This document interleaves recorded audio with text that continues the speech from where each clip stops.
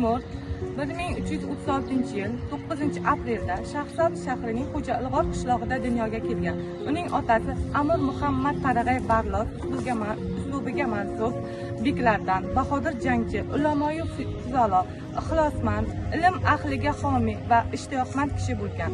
Ammo Temurning yoshligi haqida ma'lumotlar kam uchrasa-da, ayrim manbalarga qaraganda u yoshligida xat-xat chiqarib, o'z davrining tibbiyot, riyoziyot, falakyot, me'morchilik va tarix ilmlarini o'rgangan. Amir Temur bilan suhbatlash sharafiga muyassar bo'lgan buyuk arab faylasufi Ibn Xaldun Jahongir arab, fors xalqlari tarixini diniy, dunyoviy va falsafiy bilimlarning murakkab jihatlarigacha yaxshi o'zlashtirganini ta'kidlaydi.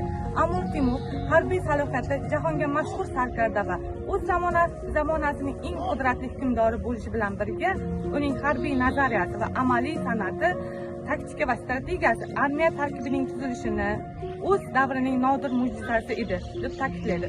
Uning harbiy mahorati turli yo'nalishlarda askariy qismlarni qayta tashkil etishda, dushmanga hujum qilishda, turli-tuman usullardan foydalanishda, hujumdan oldin dushman joylashgan yerlarni obdon o'rganib chiqishda ham lashkar boshi, qo'mondonlikda namoyon bo'ldi.